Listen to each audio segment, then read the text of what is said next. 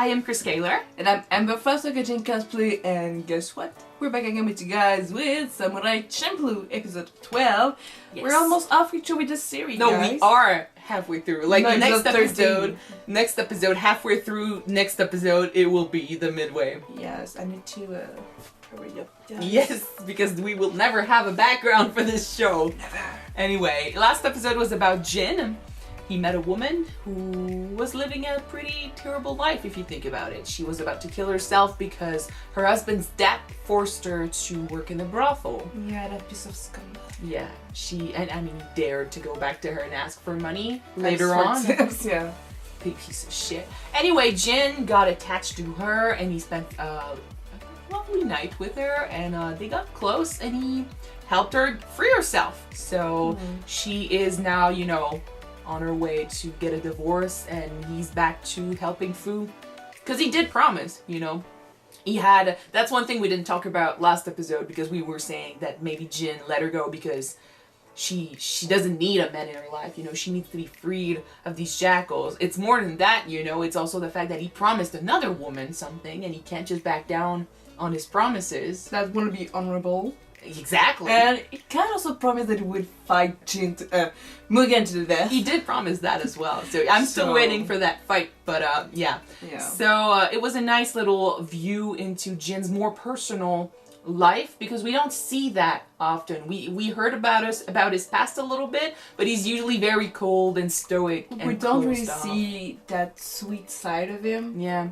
To the point where Mugen thought he was maybe gay, you know. He doesn't show that wouldn't interest be a problem. No, it wouldn't be a problem. I ship them. Yeah. I ship them. I do ship them too. More than I would with Fu, because to be fair, I think when I look at Mugen and Fu together, I feel like Mugen is more like a big brother.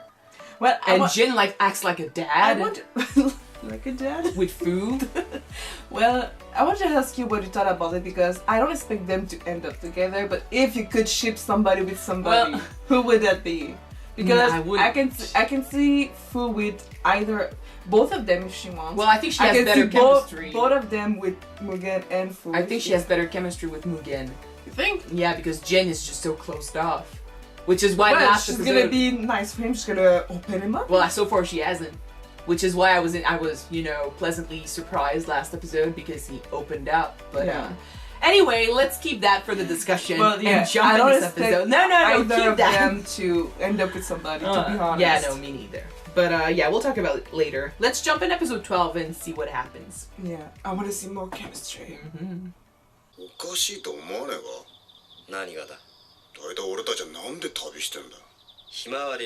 Finally, they're asking the right questions.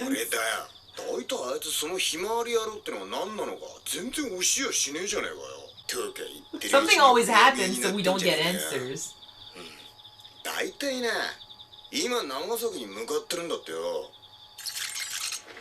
you for the recap.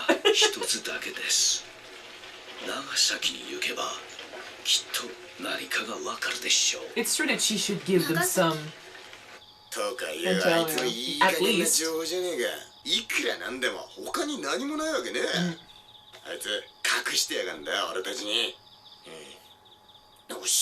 Well, if she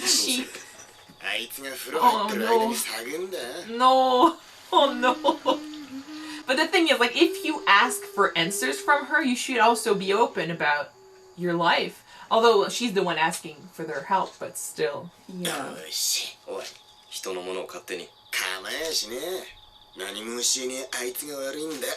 Did you try to ask again after the first attempt? Would be.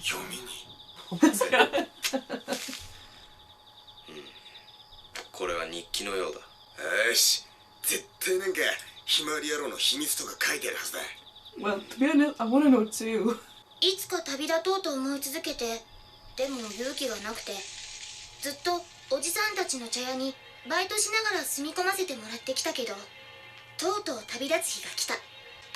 もっともこの茶屋が焼けちゃったんで、もう旅立たないとしょうがないんだけどね。かっこ笑い。そもそもこの火事はとんでもない2人の男が原因だったわけ。Well, you're at fault. You're at fault. 体悪いボサボサ頭の男。一目見た時はいかにも悪そうでいろいろ犯罪とか犯してそうな絶対友達にしたくないタイプだと思ったんだ。でも話してみると実際その通りでした。日記に怒ってどうする？ It's a recap, but it gives us a lot of intel on her way of thinking, you know? そこに現れたのが長髪にメガネ姿のもう一人の Okay, opinion of Jin? さっきのと違ってちょっといい男かなーなんて。Unlike the first one. でもこの人も戦い出したら止まらないみたい。結局中身は二人とも似たようなもんなのかしら。無礼なこんな男。 Don't compare. じゃねえよ。You are そんな the わけでこ same. の二人無限とジンをお供にして旅に出ることになったのでした。終わり。7月11日晴れ。 We are really gonna just look at the entire show. This is just a recap. But Seriously. a very interesting one though. With some commentary. Yeah. 今日はまたあいつらのせいでひどい目にあった。そもそも私を捨てて逃げやがった。 She ended up in a おか brothel. げで今度は女郎生活だよ。もう変態男にやられそうになったりしたけど占いのおばあさんのおかげで助かった。ツボに気をつけるがいい。 Oh, that's what she means. ツボ Subo.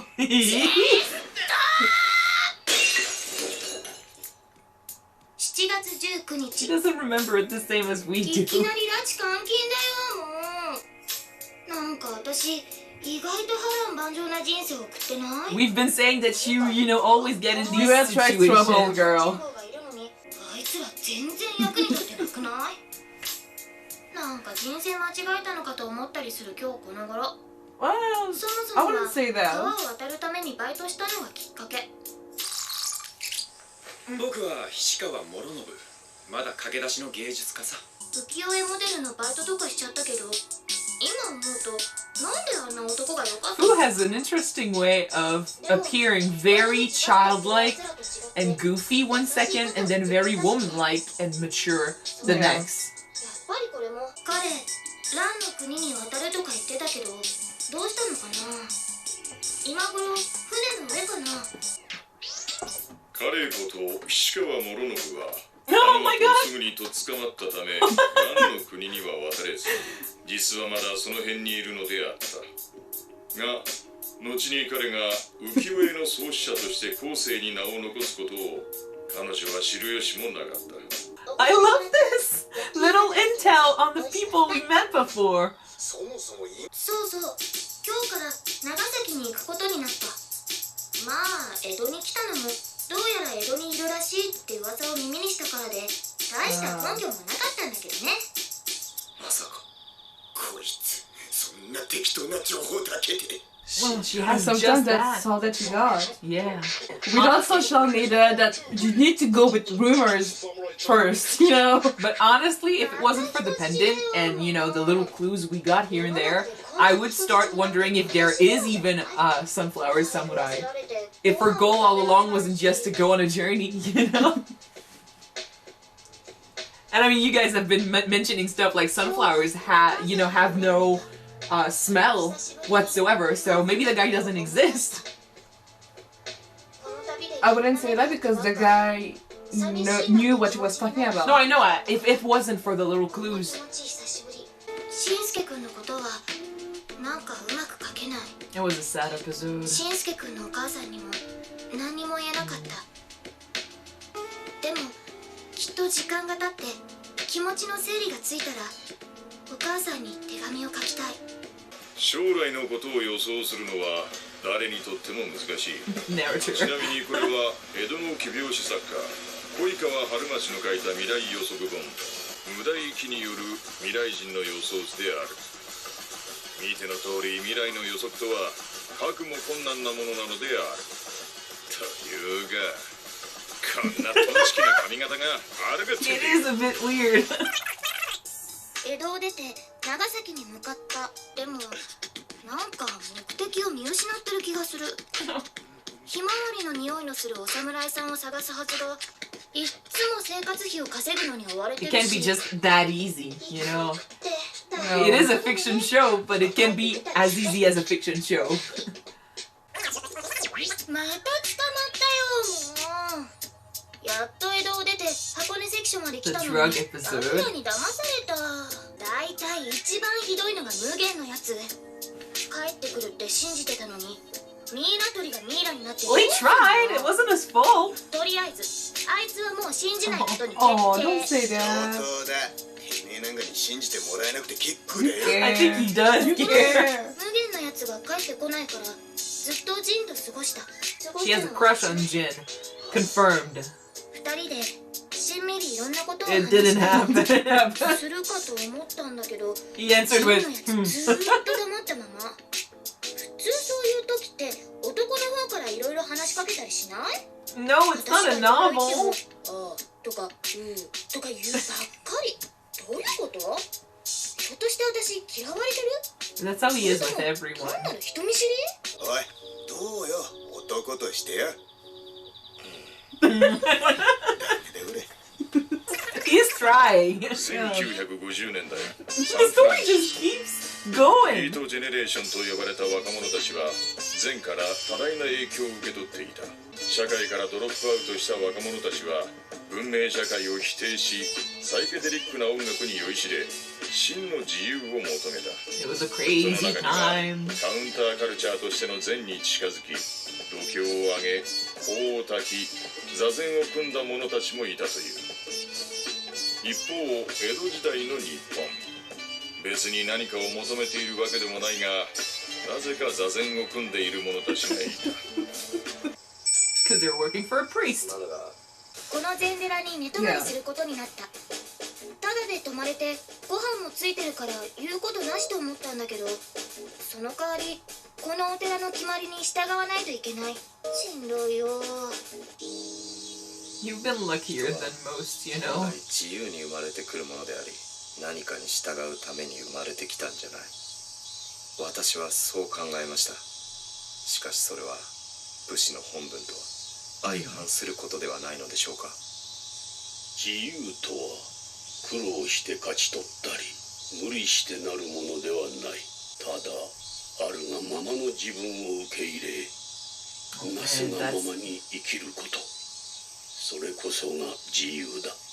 That could relate so much to him and his あい past. つらのせいで時々考えるんです。旅の相手があいつらでよかったのかなって。すべての出会いは一期一会。あなたが彼らに会って共に旅することになったのなら、それが運命。 Damn, he brought a lot of insight. 俺はな、もっと強くなりてんだよ、タコ坊主。 Oh my god, the song! Oh man! That bastard. Is he talking about Jin? No, he was probably talking about the other guy. ハコチ。 Cue ball, oh gosh. At that moment, he was probably talking about the other guy. 振り返ってみるとひどい目にあったりもしたけど、いろいろあって面白かった。 I bet. あの時茶屋であいつらに会わなかったら、今でもあそこでバイトしてたかもしれない。そう It 思う wouldn't have と burned down. やっぱり随光さんの言う通り、かけがえのない出会いだったのかな。これから長崎まであとどれだけかかるかわかんないけど、ずっとこの3人で最後まで旅できればいいな。きっとあの2人もそう思ってるに違いない。 No. そう決めた。 You need to tell them who's the guy and why they're traveling with you. なんてね。ひょっとしてあいつら私の日記を勝手に見たりするかもしんないから、こんな風に書いておこっと。 Oh my god. Well, she didn't make this up. Unless she meant the part about, you know, keep traveling with them. I'm pretty sure it's a bit true. Oh man.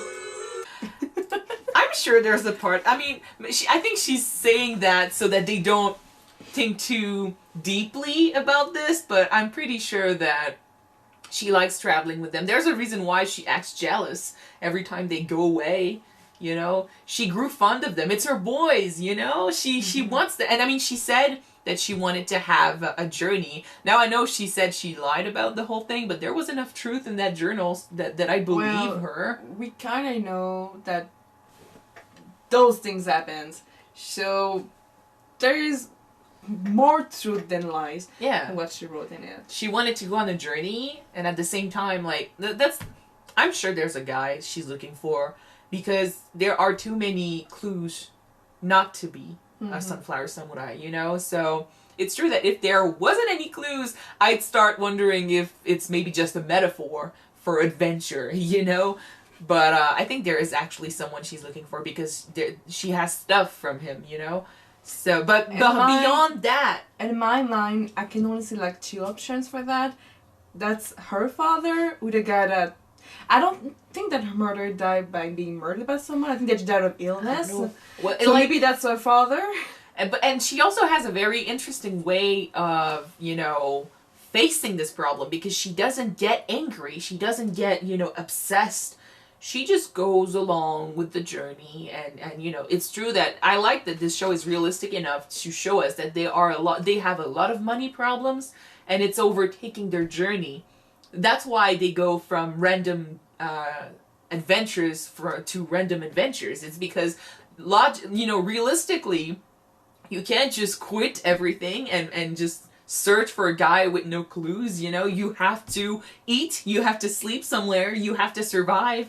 So it's interesting. It's really nice that they kept it very realistic, and even in the recap she kind of mentioned it. It's bringing up some good adventures too, to be honest. The journey is worth more than the actual destination. Like, that's, I know that I don't know why she's looking for the sunflower samurai, but in this case it could be true as well. You know, the journey is gonna be more interesting for, at least for the boys, you know. They don't know at the beginning that when they asked the first time about the guy who smelled like sunflowers, they asked like one time, but something happened, and they never asked again.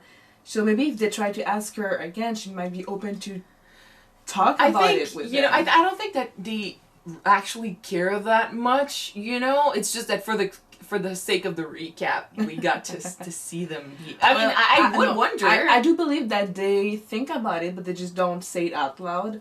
Because it's true that they're traveling to find a guy that they don't know about, and that they know literally nothing about. It's not like they had an important journey to do on their own first, you know. They were traveling and doing their thing. They still travel and do their thing. It's just that now they go a general direction with that girl, and she is going to ask for their help once they get there.